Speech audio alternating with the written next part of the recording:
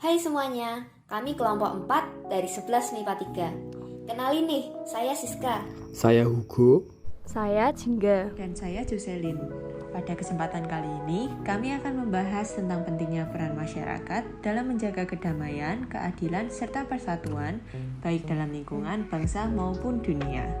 Untuk mengawali, kami mau tanya dulu nih, pasti kalian sudah tidak asing ya sama kata kedamaian dan keadilan. Iya dong, tentunya kita semua pasti tahu bahwa kedamaian itu sangatlah penting bagi kita semua. Tanpa kedamaian, dapat terjadi berbagai konflik yang berakibat buruk, mulai dari melukai perasaan seorang atau juga yang berujung kehilangan nyawa. Untuk menjaga kedamaian, semua orang haruslah berperan, entah itu pemerintah ataupun masyarakat. Karena tanpa kerjasama semua pihak, kedamaian tidak akan tercapai. Maka dari itu, kita semua harus berjuang untuk meraih kedamaian dan persatuan. Nah, setuju. Bicara tentang pentingnya kedamaian, pasti nggak asing sama kata persatuan. Perjuangan masyarakat Indonesia dalam mewujudkan bangsa Indonesia yang satu dan utuh itu selalu berkembang dari waktu ke waktu loh. Oh ya? Gimana tuh? Iya, seperti yang sudah diajarkan guru sejarah nih. Cosplay dulu guys. Pergerakan nasional sebelum tahun 1908 dulu itu bersifat tradisional. Pemimpin berasal dari golongan ulama, perlawanannya juga masih menggunakan senjata fisik. Ditambah lagi mudah dikalahkan penjajah karena adanya adu domba. Nah, awal adanya perjuangan masyarakat atau yang disebut dengan pergerakan nasional ditandai dengan berdirinya organisasi Budi Utomo. Sementara pada masa setelah 1908, pergerakan nasional di Indonesia mulai berkembang. Nah, terbukti dengan adanya persatuan dan kesatuan secara nasional. Selain itu, adanya pemimpin dari golongan terpelajar. Dan perjuangan tidak hanya mengandalkan senjata fisik saja, tetapi juga melalui organisasi-organisasi bersifat modern. Bisa diilustrasikan begini. Pada masa kerajaan Hindu-Buddha dan kerajaan Islam di Indonesia, dikatakan bahwa para kerajaan tersebut saling bersaing demi memperluas daerah kekuasaannya. Seperti contohnya kerajaan Majapahit yang berhasil merebut banyak kerajaan sehingga wilayahnya menjadi meluas. Nah, kalau di masa pergerakan nasional, persatuan sudah mulai terlihat dengan adanya pemimpin masyarakat bersamaan dengan rakyat suatu daerah untuk menjaga keutuhan Nusantara. Contohnya perlawanan rakyat Makassar yang bersama dengan Sultan Hasanuddin untuk memperjuangkan kewilayahan Nusantara. Pergerakan nasional yang mengacu pada persatuan tersebut tentunya tidak bisa dipisahkan dengan sikap nasionalisme dari masyarakat. Perkembangan sikap nasionalisme pada abad 20 ditandai dengan adanya tekanan dan penderitaan senasib dan sepenanggungan akibat penjajahan, sehingga menimbulkan semangat untuk bersatu memperjuangkan kemerdekaan Indonesia. Dengan adanya rasa senasib dan sepenanggungan tersebut, timbullah rasa nasionalisme, di mana masyarakat mulai memiliki semangat untuk bersatu melawan penjajah. Sikap nasionalisme pada awal abad 20 ini dapat dilihat dengan didirikannya organisasi pergerakan Budi Utomo dan organisasi modern lainnya. Wah, tak terbayangkan ya perjuangan dari bangsa Indonesia untuk menjadi satu seperti saat ini. Iya, masa-masa sulit setelah kemerdekaan pun perlahan-lahan diatasi oleh bangsa dengan perjuangan demi memajukan bangsa bagi generasi berikutnya. Banyak pengorbanan dan perlawanan telah dilakukan sehingga Indonesia akhirnya merdeka pada 17 Agustus 1945 dan menjadi bangsa besar seperti sekarang ini. Hingga sekarang ini, demokrasi adalah salah satu cara para rakyat untuk menyampaikan aspirasi mereka untuk membawa Indonesia lebih maju dan untuk memberikan kebebasan berpendapat bagi para masyarakat. Yang lebih diperkuat lagi dalam pasal 2 ayat 1 Undang-Undang Dasar 1945 yang menyebut bahwa kedaulatan adalah di tangan rakyat dan dilaksanakan menurut undang-undang. Nah, untuk sistem demokrasi yang dianut oleh bangsa Indonesia adalah sistem demokrasi Pancasila yang berbeda dengan negara lainnya, karena menggunakan falsafah dan ideologi Indonesia yaitu Pancasila itu sendiri. Tiap-tiap negara memiliki sistem demokrasinya sendiri yang menurut mereka sesuai dengan ideologi mereka, seperti Amerika Serikat yang menggunakan sistem demokrasi liberal yang menekankan kebebasan dan hak individu. Namun, sebelumnya praktik demokrasi di Indonesia mengalami berbagai perubahan selama masa Presiden Soekarno. Pada saat itu, Indonesia menganut demokrasi liberal dan demokrasi terpimpin, kemudian semasa Soeharto menganut demokrasi semu, hingga pada tahun 2004 yang menjadi awal adanya pemilu. Sistem demokrasi yang telah ditetapkan ini membawa kedamaian bagi setiap negara masing-masing dan untuk saling menjaga perdamaian dunia. Perdamaian dunia dapat dicapai ketika masyarakat menjalankan perannya masing-masing seperti pada saat akan menyampaikan pendapat, baik saat bermusyawarah maupun saat menyampaikan aspirasi kepada pemerintah. Setiap pribadi masyarakat harus mengetahui bahwa penyampaian pendapat harus dilakukan dengan tetap menjaga etika, yaitu dengan tidak membuat kerusuhan dan menyebabkan pemberontakan ataupun perlawanan hingga menimbulkan korban. Sedangkan keadilan yang harus ditegakkan untuk bangsa dapat terlaksanakan dengan cara tetap menjaga kesatuan, bukan untuk menyebabkan perpecahan, karena perdamaian dan keadilan dapat dicapai ketika semua orang menyatukan pikiran dan saling menghargai pendapat serta memilih pilihan yang terbaik bagi bangsa. Sayangnya pada masa sekarang ini, persatuan dan nasionalisme di Indonesia mulai luntur.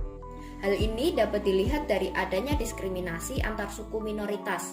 Banyak anak muda yang tidak bangga memakai produk lokal, masuknya budaya westernisasi, dan juga lainnya. Faktor-faktor ini tentunya mengancam jati diri bangsa Indonesia kan, sebagai bangsa yang utuh tentunya. Maka dari itu dibutuhkan adanya pendidikan kebudayaan Indonesia dan sejarah di sekolah. Generasi muda harus mengembangkan sikap toleransi, juga diharapkan dapat menjaga dan melestarikan budaya Indonesia, misalnya dengan belajar bahasa daerah, tari-tarian daerah, dan sebagainya. Nah, salah satu hal yang dapat kita lakukan adalah melestarikan budaya-budaya lokal. Contohnya adalah bidang sastra seperti aksara Jawa. Aksara Jawa adalah sistem tulisan dalam bahasa Jawa yang bagian dasarnya berisikan Hono Caraka, Data Sawala, Pada Jayanya, Mogobotongo. Aksara Jawa ini merupakan aksara tradisional yang seharusnya kita banggakan. Tapi sayangnya, akhir-akhir ini sudah berkurang banyak peminatnya, apalagi di kalangan anak muda. Bahkan banyak loh yang tidak tahu cerita di balik aksara Jawa ini. Memang ceritanya gimana sih? Jadi, ceritanya tentang Doro dan Sembodo yang merupakan orang-orang terpercaya dari Aji Saka. Singkat cerita, suatu hari Aji Saka pergi ke kerajaan lain bersama dengan Doro dan Sembodo dipercayainya untuk menjaga kerisnya dan menyuruhnya agar tidak memberikan keris tersebut kepada siapapun selain Aji Saka sendiri. Lalu setelah Aji Saka mengalahkan raja jahat dari kerajaan tadi, ia menyuruh Doro untuk mengambil keris tersebut. Nah, karena keduanya setia dengan perintah Aji Saka, mereka tidak mau mengalah dan akhirnya bertarung hingga keduanya meninggal. Aji Saka pun menyesal karena kelalaiannya menyebabkan dia kehilangan dua orang terpercayanya. Dan itulah cerita di balik 4 baris aksara Jawa tersebut. Hana Caraka artinya ada sebuah cerita. Data Sawala artinya terjadi pertarungan. Pada Jayanya itu sama-sama berkuasanya. Dan Mogobotongo artinya akhirnya semua mati. Oh, begitu ya. Oh iya, tadi kan kamu bilang kalau peminat aksara Jawa sudah berkurang. Lalu cara melestarikannya gimana dong? Untuk melestarikan aksara Jawa, bisa dengan mengajarkannya di sekolah sejak dini. Hal ini sudah dilakukan oleh kebanyakan sekolah di Jawa. Lalu bisa juga dengan membawa aksara Jawa ini ke acara-acara berskala besar. Contohnya adalah Hari Aksara Internasional tahun ini yang bertajuk Aksara Jawa Jaya Mendunia. Acara ini merupakan upaya memelihara dan mengembangkan aksara Jawa agar aksara Jawa ini tidak hanya dikenal oleh penghuni Pulau Jawa, namun oleh seluruh dunia. Nah, selain aksara Jawa, ada hal-hal lain seperti seni dan olahraga. Seni merupakan salah satu unsur yang tidak dapat diabaikan kontribusinya dalam perwujudan perdamaian dan persatuan dunia.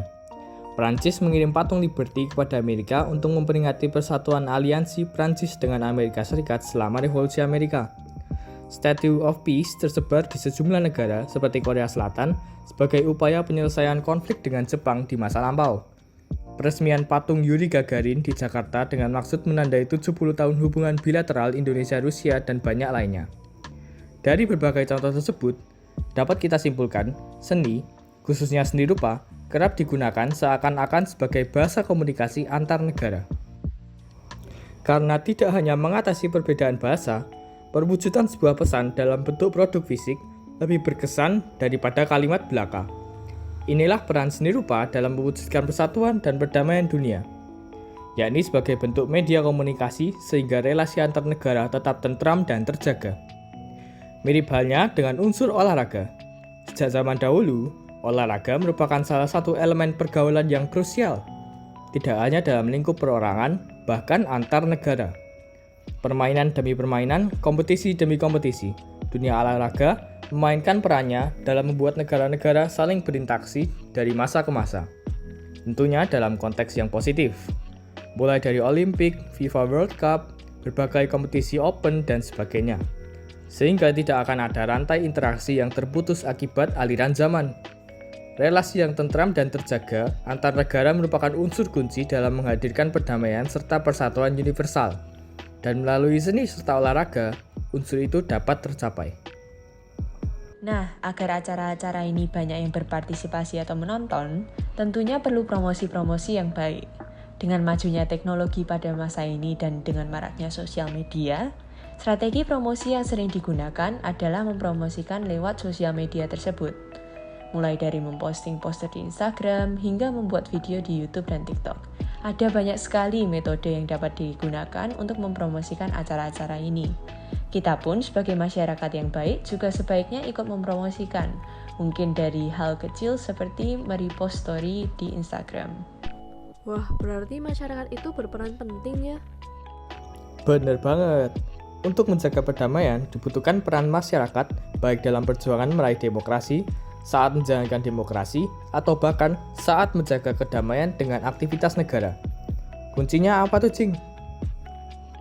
Satu kata, persatuan. Semua itu membutuhkan peran serta masyarakat untuk mencapai perdamaian. Maka dari itu, kita harus mengenali peran kita sebagai masyarakat, yaitu belajar untuk mengkomunikasikan pendapat, bertoleransi, dan menghargai tiap individu terlepas dari ras, suku, maupun gendernya. Dan terlebih lagi, agama yang dianut masing-masing. Tuhan menjadikan kita sebagai anggota tubuhnya dengan Dia sebagai kepalanya, yang artinya kita sebagai negara berperan sebagai anggota dan kesatuan adalah tujuan kita. Seperti Tuhan yang mengasihi sesama dan menyayangi kita seperti adanya, maka kita sebagai masyarakat harus memperjuangkan kedamaian dan keadilan dengan cara yang efektif dan tidak merugikan sesama. Yuk, kita sebagai anggota gereja menyontoh teladan Tuhan kita untuk membangun persaudaraan universal di mana kita harus saling mengasihi, menghormati, dan menghargai orang lain demi menggapai kedamaian dan keadilan bagi bangsa. Nah, betul banget itu.